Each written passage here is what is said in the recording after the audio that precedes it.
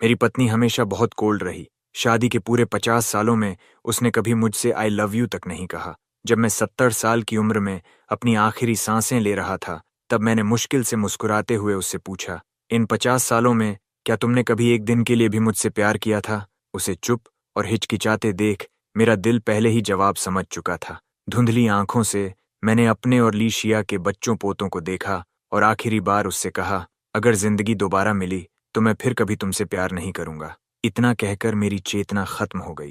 लेकिन जब दोबारा आंख खुली, मैं सीधे अपने हाई स्कूल के दिनों में लौट चुका था। मैं सच में रिबॉर्न हो गया था। शायद मरते वक्त की मेरी आखिरी इच्छा इतनी मजबूत थी कि भगवान ने मुझे दूसरा मौका दे दिया। इस बार मैंने ठान लिया था कि मैं लीशिया के करीब कभी नहीं जाऊंगा। पिछली जिंदगी में ली परिवार की कंपनी मुश्किल में थी, इसलिए उन्होंने हमारे यांग परिवार से बिजनेस मैरिज की बात की थी। लीशिया स्कूल की मशहूर जीनियस थी, टॉपर, बाद में इंटरनेशनल वायलिन मास्टर बनी, और मैं क्लास का लास्ट बेंचर मुश्किल से एक थर्ड रेट कॉलेज में पहुंचा था। ग्रेजुएशन के बाद फैमिली बिजनेस संभाला और पिता की जगह ली। क्योंकि लीशिया खूबसूरत और समझदार थी, मेरे पिता खुशी खुशी शादी के लिए मान गए और मैं भी। लेकिन लीशिया उस समय किसी और से प्यार करती थी। उसके परिवार ने जबरदस्ती उन्हें अलग किया और उसकी शादी मुझसे करा दी। शादी के बाद उसने कभी खुशी महसूस नहीं की। मैंने उसे खुश करने के लिए सब कुछ किया, लेकिन उसने मुझे कभी एक मुस्कान तक नहीं दी। इसलिए मरते वक्त मैंने उससे वो सवाल पूछा था,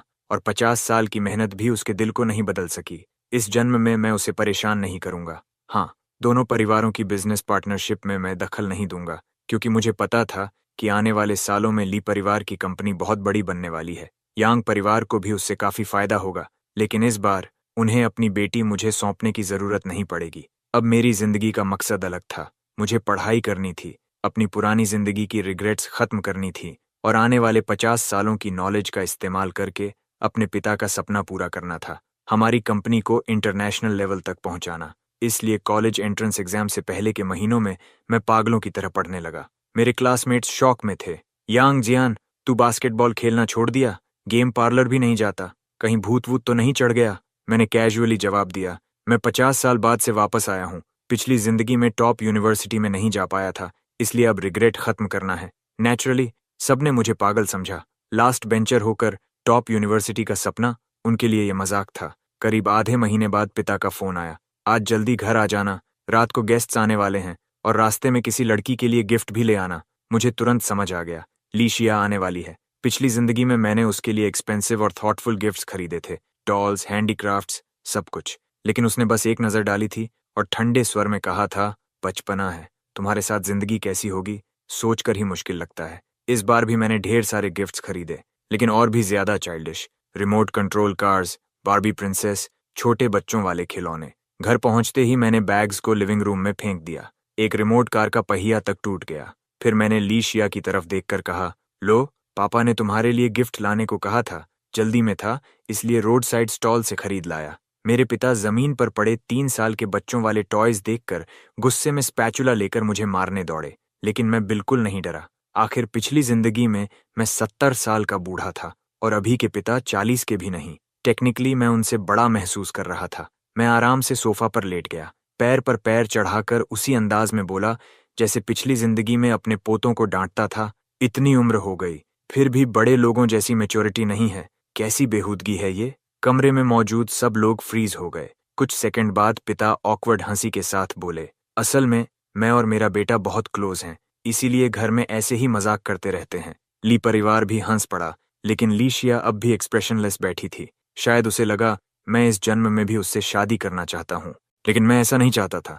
मैं किसी ऐसे इंसान के साथ फिर से 50 साल बर्बाद नहीं कर सकता था जो मुझसे प्यार ही नहीं करता। मैं उसके सामने जाकर ठंडे स्वर में बोला, अगर तुम्हें मेरे गिफ्ट्स पसंद नहीं आए तो मैं वापस ले जाता हूँ और खुद खेलूंगा। इतना कहकर मैं सामान उठाने लगा, तभी उसने अचानक मेरे हाथ से एक बारबी प्रिंसेस छीन ली, और फिर वो मुस्कुराया। मैं पूरी तरह स्टन्ड रह गया। 50 सालों में पहली बार मैंने लीशिया को मेरे सामने मुस्कुराते देखा था। वो हल्की सी स्माइल, मानो किसी चमत्कार से कम नहीं थी। एक पल के लिए मुझे लगा शायद ये असली लीशिया नहीं है, या फिर किसी ने उसका शरीर छीन लिया है। वरना जो इंसान करोड़ों के ज्वेलरी और लग्जरी बैग्स पर रिएक्ट नहीं करता था, वो बारबी डॉल देखकर क्यों मुस्कुरा रहा था। मैंने तुरंत खुद को संभाला और कोल्ड टोन में कहा, सॉरी, ये बारबी तो मैंने अपने लिए खरीदी थी, बाकी सब तुम्हारे हैं। मुझे लगा वो गुस्सा हो जाएगा और हम दोनों के रिश्ते की शुरुआत यहीं खत्म हो जाएगी। लेकिन उल्टा, उसने उन चाइल्डिश टॉयज को पकड़ रखा था और उसके चेहरे पर अब भी हल्की मुस्कान थी। पिछली जिंदगी में मैंने उसे करोड़ों के गिफ्ट्स दिए थे, लेकिन उसने कभी इतनी खुशी नहीं दिखाई। क्या उसे सच में बच्चों वाले टॉयज पसंद थे?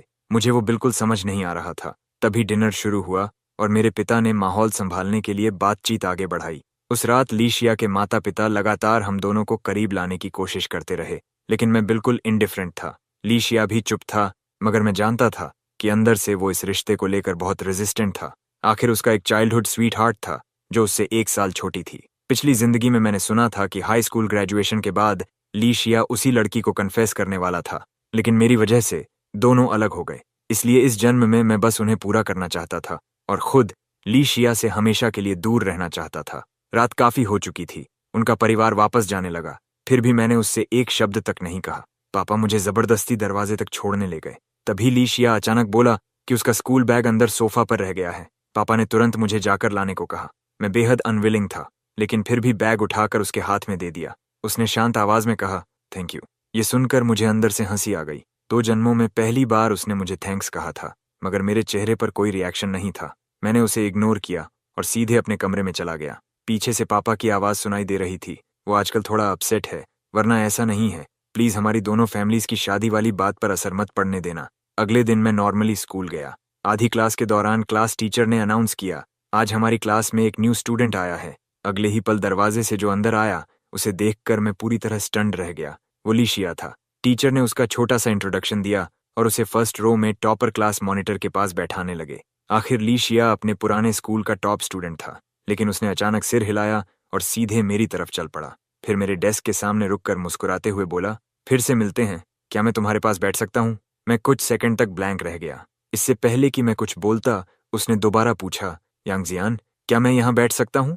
टीचर भी तुरंत आ गए और बोले, यांगजियान क्लास का लास्ट बेंचर है, तुम उसके साथ मत बैठो। क्लास मॉनिटर पूरे स्कूल में नंबर 1 है, तुम दोनों साथ पढ़ोगे तो और बेहतर होगा। मुझे बुरा नहीं लगा, क्योंकि वो सच बोल रहे थे।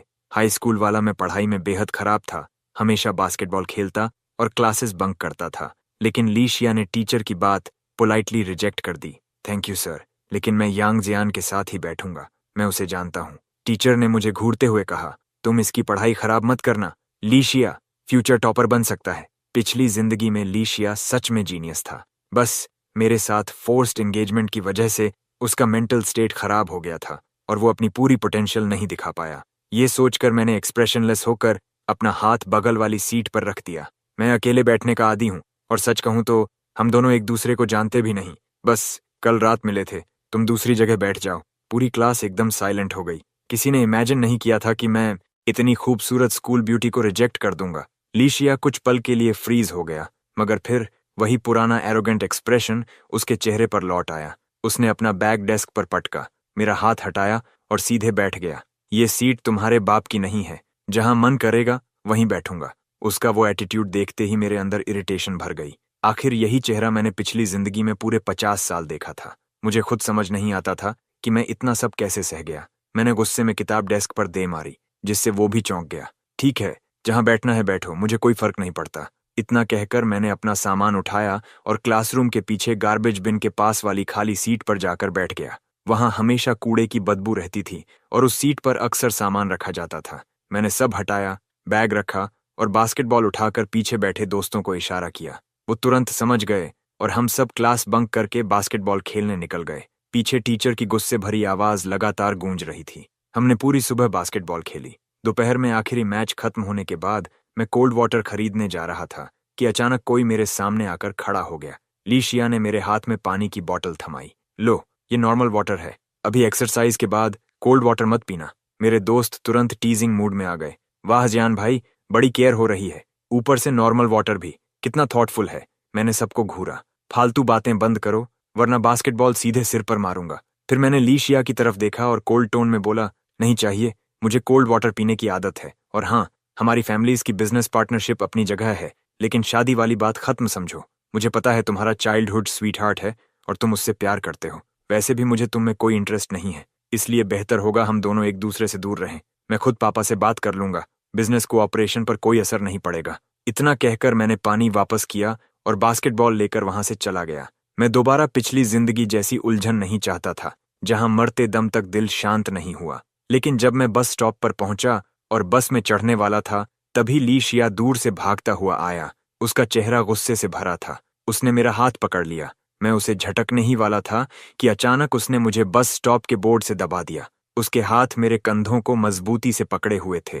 फिर उसने शिकायत भरी आवाज में कहा, यांग जियान, ये मत समझो कि सिर्फ तुम ही रिबॉर्न हुए हो। अगर तुमने ऐसे ही बर्ताव किया तो मैं तुम्हारे पापा से कंप्लेन कर दूंगा कि तुम अपनी फ्यूचर वाइफ को परेशान कर रहे हो। मेरे दिमाग में जैसे एक्सप्लोजन हो गया। ली शिया भी रिबॉर्न हुआ था। मुझे चुप देखकर उसने फिर कहा, यांग जियान, मैं तुम्हारी वाइफ हूं। पिछली जिंदगी में 50 साल की शादी के दौरान तुमने कभी मुझ पर ऊंची आवाज तक नहीं की थी। इस जन्म में तुमने कल से लेकर आज तक कितनी बार मुझ पर गुस्सा किया है। लीशिया की आंखों में आंसू थे। मैं कुछ पल उसे देखता रहा। अब यह तय हो चुका था कि वो भी रिबॉर्न होकर वापस आया है। लेकिन कल पहली मुलाकात से लेकर अब तक उसका बिहेवियर बिल्कुल भी पिछले जन्म वाले लीशिया जैसा नहीं था। ऐसा लग रहा था जैसे किसी और ने उसकी बॉडी ले ली हो। मगर मैं अब ये सब सोचकर अपना दिमाग खराब नहीं करना चाहता था। चूंकि हम दोनों को दूसरा मौका मिला था, तो बेहतर यही था कि हर कोई अपनी जिंदगी की रिग्रेट्स खुद ठीक करे। पिछले जन्म में उसका चाइल्डहुड स्वीट हार्ट उसे छिन गया था। उसे जबरदस्ती मुझसे शादी करनी पड़ी और उसने पूरी जिंदगी दुख में बिताई। वहीं मैंने एक ऐसी औरत से शादी की जो मुझसे प्यार नहीं करती थी, और पापा भी कंपनी के प्रेशर में अपनी जान गंवा बैठे। आखिर में मैं भी अधूरी इच्छाओं के साथ मर गया। मैंने लीशिया की तरफ गंभीर नजरों से देखा।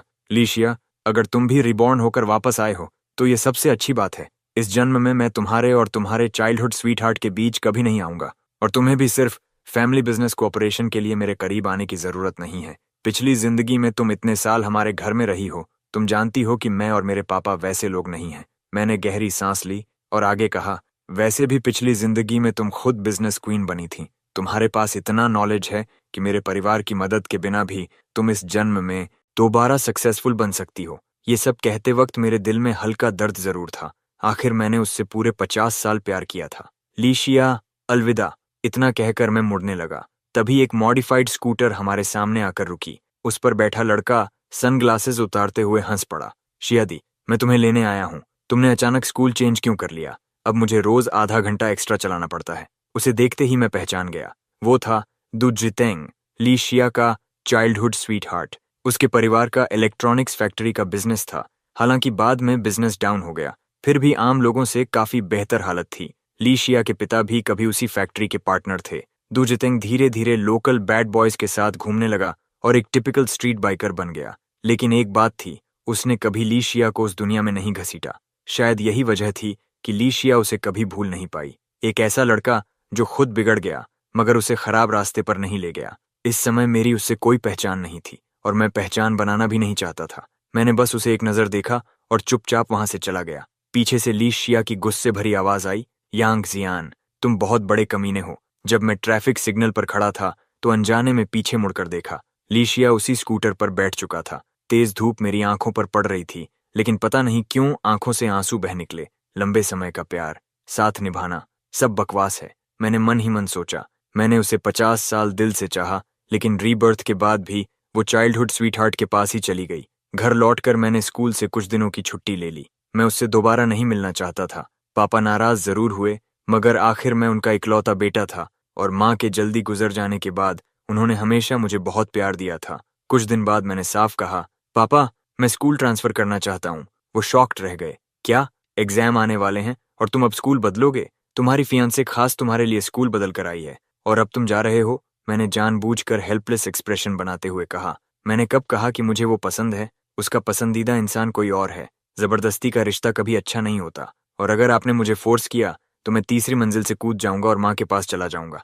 हमारा विल्ला 3 मंजिला था, करीब 10 मीटर ऊंचा। अगर सिर के बल गिरा तो सीधा मौत तय थी। पापा हमेशा माँ के नाम पर कमजोर पड़ जाते थे। इस बार भी वो हार गए। ठीक है, पहले शांत हो जाओ, मैं तुम्हारे लिए नया स्कूल ढूंढता हूँ। तभी मैं मुस्कुराया। यही तो मेरे अच्छे पापा हैं। देखना, ट्रांसफर के बाद आपका बेटा टॉप यूनिवर्सिटी में जाएगा, फाइनेंस पढ़ेगा और वापस आकर आपके साथ बिजनेस संभालेगा। माँ भी ऊपर से हमें आशीर्वाद देंगी। ये सुनकर पापा इतने इमोशनल हो गए कि मुझे पकड़कर काफी देर तक रोते रहे। लेकिन अगले ही दिन उन्होंने मुझे धोखा दे दिया। लीशिया सीधे घर आ पहुंचा। उसने बिना नॉक किए मेरे कमरे का दरवाजा खोल दिया। मैं अभी नींद में था। धुंधली आंखों से देखा तो वो बिल्कुल फैमिलियर तरीके से खिड़की तक गया और एक झटके में कर्टन खोल दिए। तेज धूप सीधे चेहरे पर पड़ी। मैं इरिटेट होकर चिल्लाया, लीशिया, तुम पागल हो गए हो? ये मेरा घर है, मेरे कमरे में ऐसे घुसने की हिम्मत कैसे हुई? वो तुरंत हंस पड़ा। तुम्हारा घर, तुम्हारा कमरा? मैं यहाँ 50 साल रही हूँ, ये मेरा भी घर है, मेरा भी कमरा है। उसकी वही पुरानी टोन थी। आखिर पिछली जिंदगी में हमारी शादी के बाद यही कमरा हमारा बेडरूम बना था। फिर वो सीधे वार्डरोब खोलकर मेरे कपड़े और अंडरवेयर निकालने लगा। मैं गुस्से में बोला, तुम्हें कोई बीमारी है क्या? वो मेरी तरफ देखकर मुस्कुराया, तो तुम्हारी ये सोने वाली आदत अभी से थी? मुझे लगा बाद में शुरू हुई होगी। मैंने गुस्से में कहा, दफा हो जाओ। लेकिन वो हंसते हुए बोला, मैं नहीं जाऊंगी। मैंने तुम्हें 50 साल दबा कर रखा है, रीबर्थ के बाद भी तुम मेरे हाथ से नहीं निकल सकते। उसकी ये बात सुनकर मेरे अंदर दबा गुस्सा फटने लगा। पिछली जिंदगी में शादी के कुछ समय बाद ही मुझे पता चल गया था कि वो मुझसे प्यार नहीं करती। मैंने डिवोर्स की बात भी की थी, लेकिन उसने प्रेगनेंसी का बहाना बनाकर मना कर दिया था। उसने कहा था, अब जिंदगी ऐसी ही है, कॉम्प्रोमाइज करके जी लो। अब जब भगवान ने उसे दूसरा मौका दिया था जहां वो आजाद होकर अपने प्यार के साथ रह सकती थी, तो फिर वो दोबारा मेरे पीछे क्यों पड़ रही थी? मैंने ठंडी नजरों से कहा, लीशिया, तुम्हारा ये बिहेवियर मुझे सिर्फ तुमसे नफरत करना सिखाएगा। मेरी बात सुनते ही वो फ्रीज हो गया। मैं बिना उसकी तरफ देखे कपड़े पहनने लगा, फिर दरवाजा खोलकर बाहर जाने लगा, मगर अचानक उसने पीछे से मुझे कसकर पकड़ लिया। यांग जियान, सॉरी, पिछली जिंदगी में तुम्हारे सवाल का जवाब नहीं दे पाई थी, इस जन्म में दूंगी। लेकिन मैंने उसे बोलने का मौका ही नहीं दिया। मैंने उसके हाथ हटाए और कहा, कुछ मत कहो, मरने से पहले ही मुझे जवाब मिल गया था। 50 साल तुमसे प्यार करके भी मैं तुम्हारा दिल नहीं बदल पाया। अब बस मुझे छोड़ दो। क्या हम इस जन्म में बस सबसे परिचित अजनबी बनकर नहीं रह सकते? मैंने धीमी आवाज में कहा, हम अभी सिर्फ 18 साल के हैं, जिंदगी बहुत लंबी है। धीरे धीरे तुम मुझे भूल जाओगे, उस इंसान को जिसे तुम कभी प्यार नहीं कर पाए। पिछले जन्म में तुम्हारे भी रिग्रेट्स थे, मेरे भी। इस बार हम दोनों अपनी अपनी अधूरी चीजें पूरी कर लेते हैं, ठीक है? लीशिया की आंखों से आंसू लगातार बह रहे थे। उसने तेजी से सिर हिलाया, नहीं, तुम मेरे हस्बैंड हो। 50 साल का रिश्ता, क्या तुम सच में उसे छोड़ सकते हो? मैंने कड़वाहट से होंठ भींच लिए। अगर कहूं कि बिल्कुल दर्द नहीं है तो वो झूठ होगा, लेकिन मैं फिर से वही जिंदगी नहीं जीना चाहता। कुछ पल रुककर मैंने धीरे से कहा, इस बार मैं छोड़ सकता हूं। लीशिया ने आंखें पोंछीं और अचानक दृढ़ नजरों से मुझे देखने लगा। मुझे पता है तुम मुझ पर भरोसा नहीं करते। पिछले जन्म में तुमने 50 साल मेरा ख्याल रखा, इस जन्म में मैं तुम्हारा 50 साल ख्याल रखूंगी। चाहे मैं कितना भी समझाता, वो मानने को तैयार ही नहीं था, लेकिन मेरे लिए उस पर भरोसा करना नामुमकिन था। आखिर रीबर्थ के बाद भी वो अपने चाइल्डहुड स्वीटहार्ट दू जितेंग के पास क्यों नहीं जाएगा? नीचे आने पर पापा हमें साथ देखकर बेहद खुश हो गए। आओ आओ मेरे बेटे बहू, मैंने तुम्हारे लिए ब्रेकफास्ट बनाया है। मैंने गुस्से से पापा को घूरा, एक बन उठाया और घर से बाहर निकल गया। लीशिया भी तुरंत बन लेकर मेरे पीछे आ गया। मैं जहां जाता वो पीछे आता, मैं रुकता तो वो भी रुकता। इससे मैं बेहद परेशान हो चुका था। पूरे आधे महीने तक वो हर वक्त मेरे आसपास रहा। मैं बास्केटबॉल खेलता तो वो धूप में बैठकर मेरा इंतजार करता। मैं इंटरनेट कैफे जाता तो वो मेरे बगल वाली सीट पर मूवी देखने बैठ जाता। यहाँ तक कि जब मैं वॉशरूम जाता तब भी वो बाहर खड़ा रहता। धीरे धीरे पूरा स्कूल इस बात से हिल गया। किसी को समझ नहीं आ रहा था कि पूरे स्कूल की नंबर 1 जीनियस आखिर मेरे जैसे लास्ट बेंचर के पीछे क्यों घूमती रहती है। रूमर्स फैलने लगे कि मैं कोई रिच सेकंड जनरेशन एयर हूं और लीशिया मुझसे फायदा उठाना चाहता है। मगर लीशिया ने कभी किसी रूमर की परवाह नहीं की। वो बस हर दिन मेरे पीछे चलता रहा। फिर एक दिन वो स्कूल नहीं आया। उसकी नॉन स्टॉप बातें न सुनकर मुझे पहली बार शांति महसूस हुई। पूरे दिन वो नहीं दिखा। उस दिन फ्राइडे था, महीने का आखिरी दिन, ऊपर से एग्जाम्स भी पास थे। मेरे कुछ दोस्त बोले कि चलो सब साथ डिनर करते हैं, क्योंकि बाद में सब अलग अलग यूनिवर्सिटीज चले जाएंगे। आज लीशिया पीछे नहीं था, इसलिए मैंने खुशी खुशी हाँ कर दी। हम लोग एक रोड साइड फूड स्टॉल पर गए। सस्ता था, क्वांटिटी ज्यादा थी, स्टूडेंट्स की फेवरेट जगह। खाना खत्म करते करते रात के 10 बज गए। हम सब सड़क किनारे कैब का इंतजार कर रहे थे कि अचानक एक दोस्त ने मेरा कंधा थपथपाया। जियान भाई, जल्दी देखो, वो सामने लीशिया नहीं है? मैंने उसकी उंगली की तरफ देखा। होटल के एंट्रेंस से लीशिया और दू जितेंग हंसते बात करते बाहर आ रहे थे। उसी पल लीशिया की नजर मुझ पर पड़ी। उसका चेहरा एकदम सफेद पड़ गया और वो घबराकर मेरी तरफ दौड़ा। दू जितेंग भी पीछे पीछे आया। मैं ठंडी हंसी हंस पड़ा। वाह, अभी स्कूल भी खत्म नहीं हुआ और इतनी जल्दी होटल तक पहुंच गए। एक तरफ मुझे पकड़े हुए हो, दूसरी तरफ अपने चाइल्डहुड स्वीटहार्ट के साथ रूम ले रहे हो, और अगर मुझे सही याद है वो अभी 18 का भी नहीं है ना? मेरा चेहरा देखकर लीशिया तुरंत घबराकर बोला, आचेन, मेरी बात सुनो।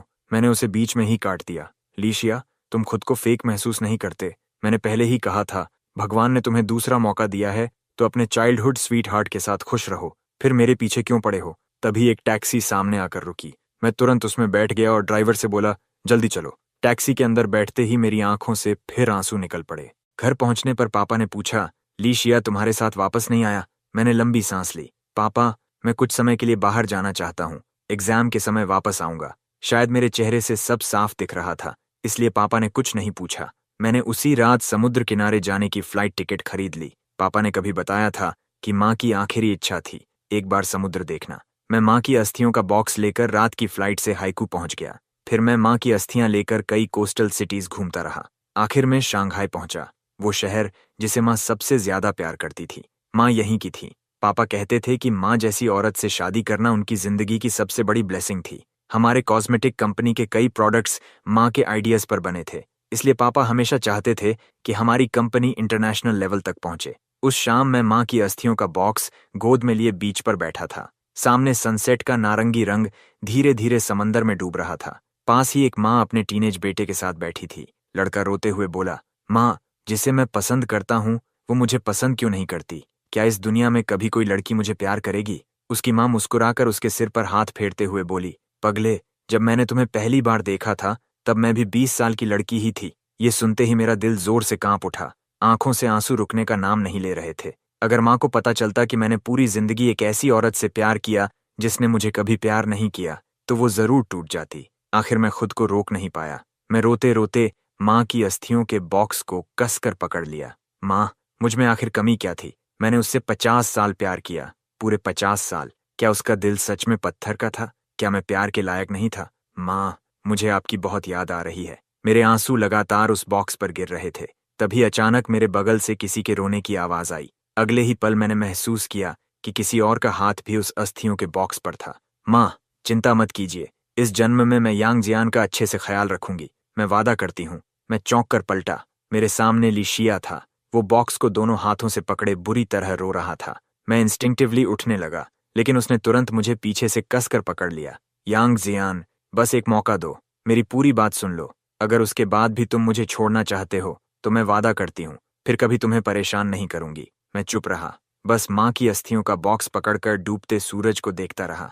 लीशिया ने जल्दी से आंखें पोंछीं और लाल आंखों से मेरी तरफ देखा। यांग जियान, तुम हमेशा सोचते रहे कि मैं दू जितेंग से प्यार करती थी, पिछले जन्म में भी और इस जन्म में भी, लेकिन तुम गलत थे, बहुत गलत। मैंने कभी नहीं कहा कि मैं उससे प्यार करती हूँ। मुझे नहीं पता तुम्हें ये सब किसने बताया, किसने कहा कि मैं दू जितेंग से प्यार करती थी। लीशिया ने आंखों में आंसू लिए मेरी तरफ देखा।